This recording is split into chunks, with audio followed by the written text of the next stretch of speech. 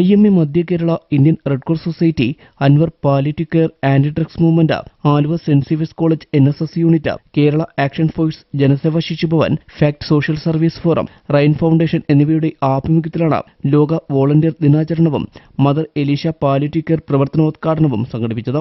Saint Xavier's കോളേജിൽ നടന്ന ചടങ്ങ് FACT finance director S Shakthimani ഉദ്ഘാടനം ചെയ്തു. Junior Red Cross, really just stand up because of you people. Okay, I know that you people are now trained and you people are going to be the future generation. And in the young age, you people decide to serve the people. Okay, you have volunteered yourself to serve the people. This is actually the example of volunteering.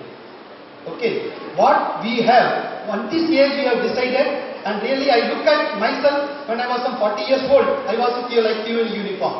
Okay, in the Scouts and NSS and other things. I really appreciate that has given me lot of strength and education to stand before you. I know that one day you will also become a Prime Minister or President of this country, and you will definitely see the country grows in a big way. I salute you all the people. Saint Xavier's college principal doctor Milan Francis അധ്യക്ഷത വഹിച്ചു. വെള്ളപ്പൊക്കത്തിന്റെ സമയത്ത് പിന്നെ ഉരുൾപൊട്ടലുകൾ ഉണ്ടാകുമ്പോൾ അതുപോലെ കോവിഡിന്റെ സമയത്തൊക്കെ ഇവരുടെയൊക്കെ സേവനം കണ്ടറിഞ്ഞതാണ്. പക്ഷേ ഇങ്ങനെയുള്ള പ്രകൃതി ദുരന്തങ്ങളും അല്ലെങ്കിൽ വലിയ വലിയ സംഭവങ്ങൾ ഉണ്ടാകുമ്പോൾ മാത്രമല്ല, ഓരോ നിമിഷവും അവർ നമുക്ക് വേണ്ടി കാതോർത്തിരിക്കുകയാണ്, കണ്ണിമ ചുമ്മാതിരിക്കുകയാണ്. അവരുടെയൊക്കെ കരുതലും സ്നേഹവും മാത്രമാണ് നമ്മുടെയൊക്കെ ജീവിതം എന്ന് നാം തിരിച്ചറിയേണ്ടിയിരിക്കുന്നു.